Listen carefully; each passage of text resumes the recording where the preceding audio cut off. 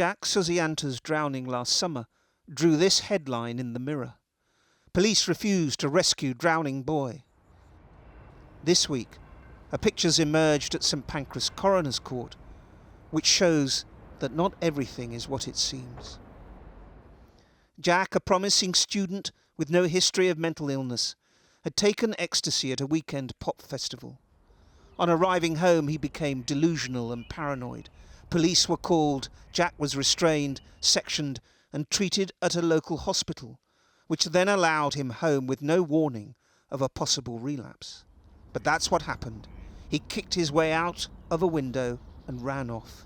In the police's eyes, he became a high-risk missing person and was tracked and chased until he leapt into these waters. This is where Jack drowned last July. A police helicopter filmed his last minutes in these dark waters.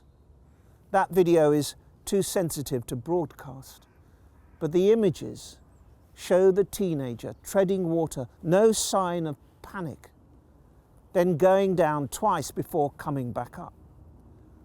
But on the third occasion, he submerges and never resurfaces. And all this time on police transmissions, there are 3 requests from officers on the riverbank to go in to try to rescue him. But the advice on the ground was that it was too dangerous. The officers' evidence at the inquest left Jack's mother and brother still believing that they could and should have saved him. It was all about them and their actions. We were thinking about Jack, and the outcome was to make him safe, not for him to die. And that seemed to get lost.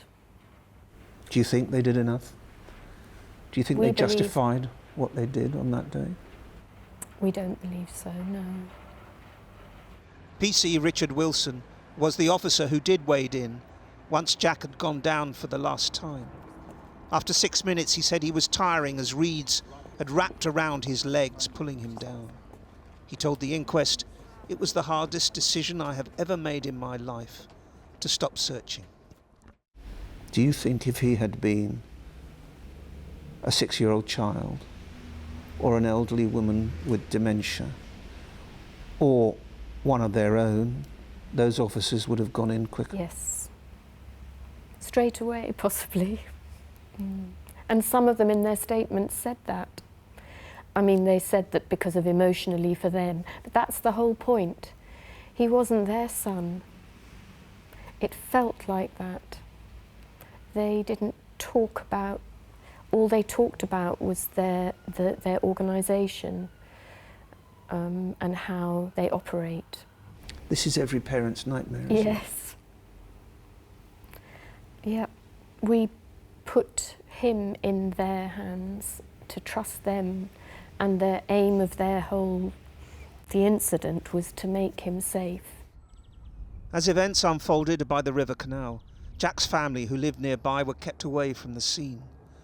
The inquest was told that news of her son in the water came via a police radio.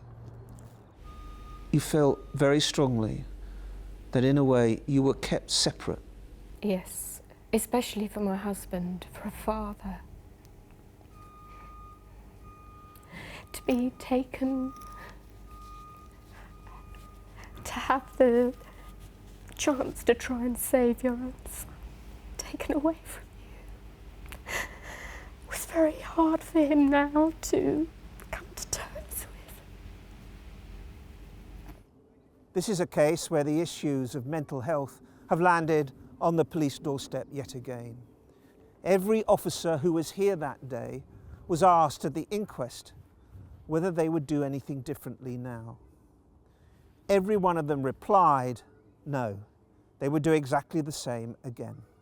There seemed to be no adaptation of their methods in order to help Jack, and